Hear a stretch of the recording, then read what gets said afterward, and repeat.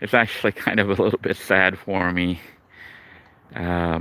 Just delivered little Blue to the guy who bought her. So what you see is the shadow, or rather the, I don't know what you would call this, almost like the shadow of Blue. This is all that's left. This is where she had been parked for the last couple months.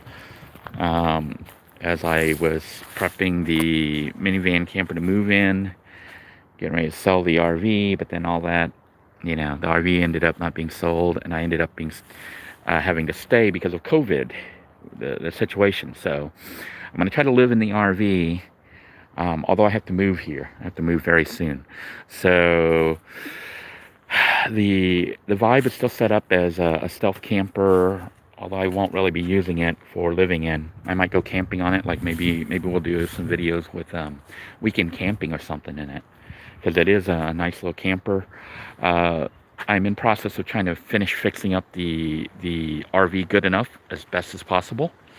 It is a mess again because I've had to move all the stuff that was in Little Blue into the RV. So you can see I had some wood and stuff like that. This is stuff that was inside the RV. Then I had moved it out to the van so I could work on the RV. You can see these were the panels that were in the back. Merry Christmas, Kira. Good to catch you on here. And George and Shane, Merry Christmas to you guys. That thing's like making weird noises. Anyhow, this is all that's left. You can see what was left of the curtains. Some of this made it into the vibe right there. This wood, I'm using the wood. I'm going to be doing some cooking maybe. We're going to use the wood to make fire and do some barbecue. It is kind of chilly here. I think it's in the 40s or 50s right now.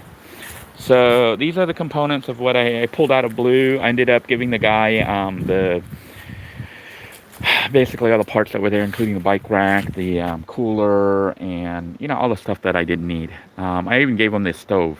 I had an extra what do they call those? These little stoves here. So you can see the messes here because this is components of Blue.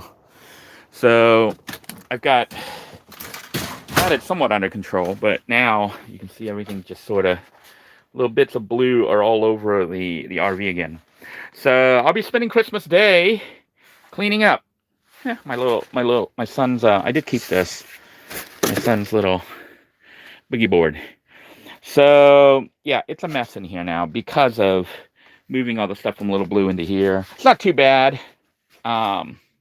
Just need to straighten out a little bit, but yeah. And I had to move some stuff into the bathroom, so it's a mess in there. But once I get this straightened out, I may try to produce some videos showing some of the items that I'm going to be offering for sale in the store, but I need to test them and make sure they work before I offer them. Make sure that they actually work before I start selling them. But basically, we're on track to move out of here. The van is gone, so it's just me dealing with the RV in one car now instead of two. And I almost didn't sell it. What happened was I posted it really cheap. I posted it for sale really cheap. And, of course, a whole bunch of people responded right away. Let me switch cameras if I can here so you guys can see me. All right. So I basically had it for sale on Facebook. I don't think I need to wear this anymore. I was wearing that because I was out dealing with the guy. But I marked it really cheap because I thought that, maybe somebody could use the car cheap, and of course there was a whole bunch of responses right away. I just put it for sale yesterday, like last night, and had a whole bunch of people wanting it, and then one guy wanted it, but he said he wouldn't be able to get here for a while, but then a whole bunch of other people wanted it, and I was like, well, I gotta sell it to a person who shows up with the money, because I basically have to prepare to move here. I have to move. So he ended up saying he could come this morning, but another guy had gotten in front of him. So I let the other guy come, and I told him, 500 firm. And then he said he didn't know English. I was like, okay, I think he's trying to set me up, but it's all right. So I said 500. I made sure I wrote 500 on there because the other guy I had offered, I could have gotten more for it. I probably could have got like 900 or 1,000 for it because it's a running driving vehicle.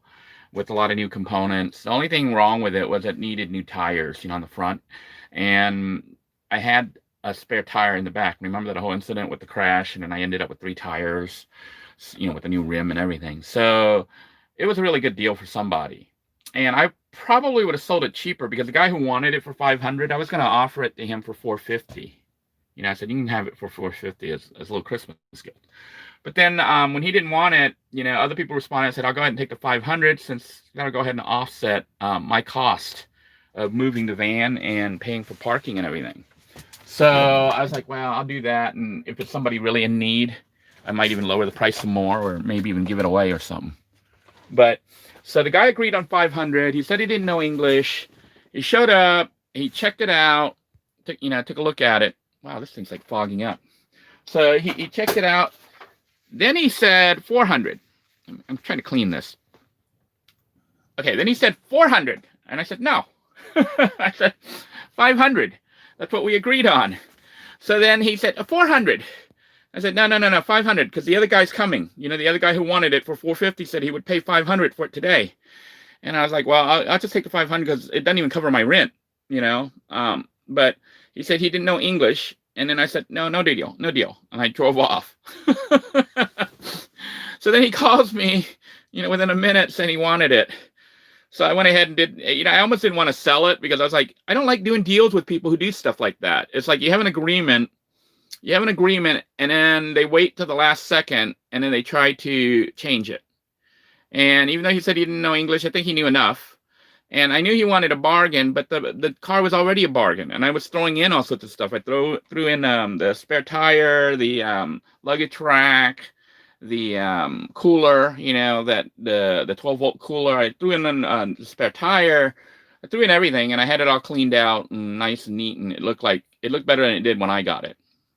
So I was a little annoyed. If I knew that he needed money or something, I probably would have given it to him. That was a deal. But he had agreed on $500. He showed up, and then he tried to pull out $400 and said he didn't understand English.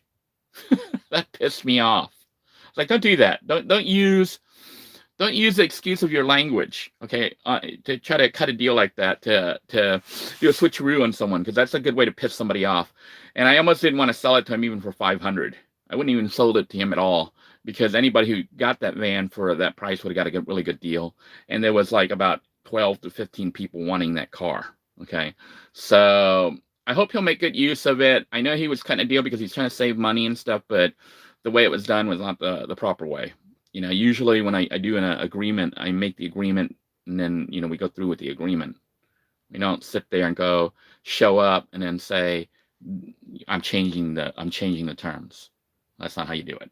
So anyhow, blue is gone. So I'm a little bit sad. Yeah, Kira says, first in, first served, never hold a maybe. Yeah, that was the issue. Was I was afraid that the guy didn't commit what day he would show up. He said he wanted it and he might show up, and then I contacted him again and I said, hey, there's a whole bunch of people wanting this, and I gotta sell it to somebody who has cash in hand and shows up and to take it. I didn't even tell him I have to leave. I have to leave like in a few days. So basically, that's what it came down to. But it sold in like one day. I mean, it's like I posted it. It sold in less than 24 hours. Hey, Merry Christmas, Daniel. Merry Christmas, Kira. Gypsy, Merry Christmas. And George and Shane. Well, listen, I am going to go ahead and sign out because I got to clean up this area, and it is Christmas. And, I don't know how many of you are spending Christmas alone. I am too. So I guess we're not alone. We're alone together. I might do a broadcast later once I clean up a little bit, but I do want to straighten things out. Maybe, take a little nap and just be a little bit sad at the loss of Blue. But you know what? I hope that it's going to a good home. The guy looked like he was mechanically inclined. He got out, checked the engine, and looked at everything, and so he looked like he knew what he wanted it for. And he actually came prepared. He brought a tow. He brought a SUV, and he had a tow a trailer on it. So he was prepared to tow it, even though Blue can actually be driven. Blue, I was driving back and forth to work and everything. So, it had the issue with the what's that, the alternator, and that had just been bought brand new and replaced. Anyhow, I wish you all have a great day. I want to wish you all a Merry Christmas. Merry Christmas to you, Elizabeth. Merry Christmas to Kira and Daniel and everybody else. God bless you all. Please stay safe. Y'all each in my thoughts and prayers. Until next time, everyone, take care. Bye-bye now.